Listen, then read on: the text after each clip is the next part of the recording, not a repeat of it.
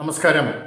ബെൽജിയംകാരനായ ഒരു പാതിരി കാമിൽ ബുൽക്കെ എന്ന് പറയുന്ന ഒരു വിദേശി നമുക്ക് രാമായണത്തെക്കുറിച്ചൊരു പഠന ഗ്രന്ഥം നൽകിയിട്ടുണ്ട്.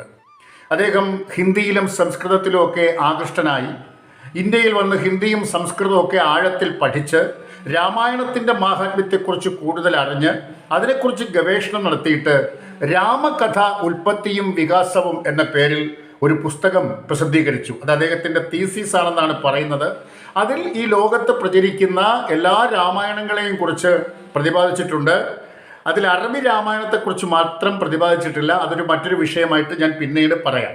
ഏതായാലും അതായത് കാമിൽ ബുൽക്കയുടെ ഈ രാമായണ പഠന ഗ്രന്ഥത്തിൽ എഴുത്തച്ഛനെക്കുറിച്ചും ചെറിയ ഒരു ഖണ്ഡിക പ്രതിപാദിച്ചിട്ടുണ്ട്. അങ്ങനെ ഈ പുസ്തകങ്ങളെയൊക്കെ ആസ്പദമാക്കി ഇവ മാത്രമല്ല, രാമായണ കഥകളെക്കുറിച്ച്, രാമായണത്തെക്കുറിച്ച്, വിവിധ രാമകഥയെ ആസ്പദമായി ഉണ്ടായ രചനകളെക്കുറിച്ചൊക്കെ പ്രതിപാദിക്കുന്ന നിരവധി രചനകൾ പല ഭാഷയിലുമുള്ള സാഹിത്യത്തിൽ ലഭ്യമാണ്, മലയാള സാഹിത്യത്തിലും ലഭ്യമാണ്. ഇന്ന് ഞാൻ സംസാരിക്കുന്നത് വ്യത്യസ്തമായ മറ്റൊരു രാമായണത്തെക്കുറിച്ചാണ്.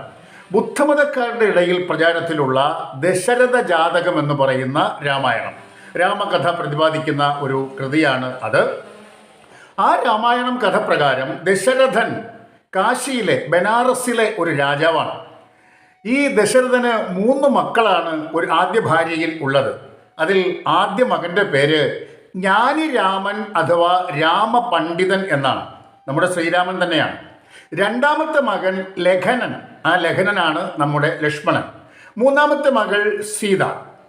അപ്പോൾ ഈ രാമായണം പ്രകാരം സീതയും രാമനും സഹോദരങ്ങളാണ്.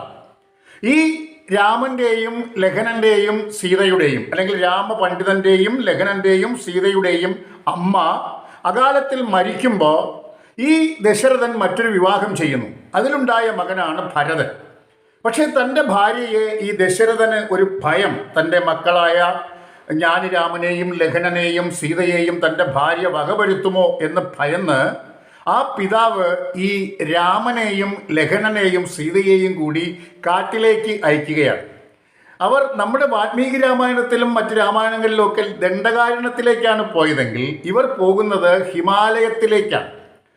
പക്ഷേ ഈ ഭരതൻ തൻ്റെ ജ്യേഷ്ഠനെയും സഹോദരങ്ങളെയും ഇങ്ങനെ കാട്ടിലേക്ക് അയച്ചത്, അല്ലെങ്കിൽ ഹിമാലയത്തിലേക്ക് അയച്ചതിൽ അദ്ദേഹത്തിന് ഇഷ്ടപ്പെടുന്നില്ല.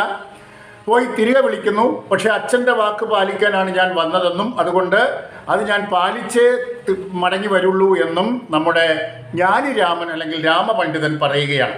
പക്ഷേ ഇടയ്ക്ക് ഈ കഥയിൽ ലഖനനും സീതയും നാട്ടിലേക്ക് മടങ്ങി വരുന്നുണ്ട്. അങ്ങനെ ഒരു കഥ ഈ ബുദ്ധമതക്കാരുടെ ഇടയിൽ പ്രചാരത്തിലുണ്ട്. ദശരഥ ജാതകം മാത്രമല്ല, വസന്തര ജാതകം, ജയദീസ ജാതകം എന്നിങ്ങനെ പല പേരുകളിൽ പല രാമകഥകൾ ബുദ്ധമതക്കാർക്കിടയിൽ പ്രചരിക്കുന്നു എന്നുള്ളതാണ്. ഇവിടെ നമ്മൾ ഒരു കാര്യം കൂടി ആലോചിക്കണം.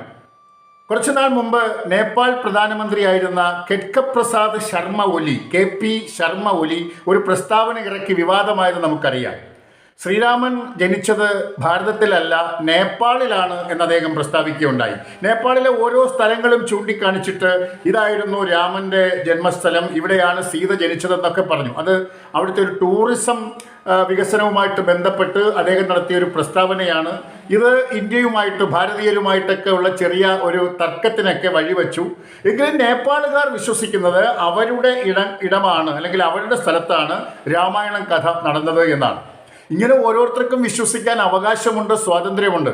ഭാരതീയർ വാൽമീകി രാമായണത്തിനെ അധികരിച്ചുകൊണ്ട് ഈ ഇടങ്ങളൊക്കെ ഞാൻ നേരത്തെ പറഞ്ഞതുപോലെ ഓരോ പ്രദേശങ്ങളും ചൂണ്ടിക്കാണിച്ചിട്ട് ഇത് രാമായണ കഥയുമായിട്ട് ബന്ധമുണ്ടെന്ന് പറയുന്നത് പോലെ ഇങ്ങനെ അനേകം രാമായണങ്ങൾ ഉള്ളതുകൊണ്ട് ഓരോ പ്രദേശത്തുകാർക്കും അവരവരുടെ രാമനെ ഞങ്ങളുടെ നാട്ടിലാണ് ജനിച്ചതെന്നും ഈ പ്രദേശങ്ങളൊക്കെ രാമകഥയുമായിട്ട് ബന്ധപ്പെട്ടതാണ് എന്നും പറയാനുള്ള സ്വാതന്ത്ര്യമുണ്ട്. ബുദ്ധമതക്കാർക്കിടയിൽ രാമായണമുണ്ട്, ജൈനമതക്കാർക്കിടയിൽ രാമായണമുണ്ട്, ഇസ്ലാം മതവിശ്വാസികൾക്കിടയിൽ രാമകഥ പ്രചരിക്കുന്നുണ്ട്. അതിനെക്കുറിച്ച് പിന്നീട് ഒരു അധ്യായത്തിൽ പറയാം. ഏതായാലും ഈ ബുദ്ധമത വിശ്വാസികൾക്കിടയിലെ രാമനും സീതയും സഹോദരങ്ങളായിരുന്നു എന്ന് പറയുന്ന ഈ രാമായണം അവർക്കിടയിൽ ഏറെ പ്രചാരത്തിലുള്ളതാണ്. അതിൻ്റെ പല പരിഭാഷകളും ലഭ്യമാണ്. ഈ രാമായണ മാസത്തിൽ ഇതുകൂടി ഒന്ന് ഓർമ്മിപ്പിക്കുന്നു. കൂടുതൽ വിവരങ്ങൾ നിങ്ങൾ തീർച്ചയായും കണ്ടെത്തും എന്നെനിക്ക് ഉറപ്പുണ്ട്. മറ്റൊരു രാമകഥാവിശേഷവുമായിട്ട് കാണാം. നന്ദി, നമസ്കാരം.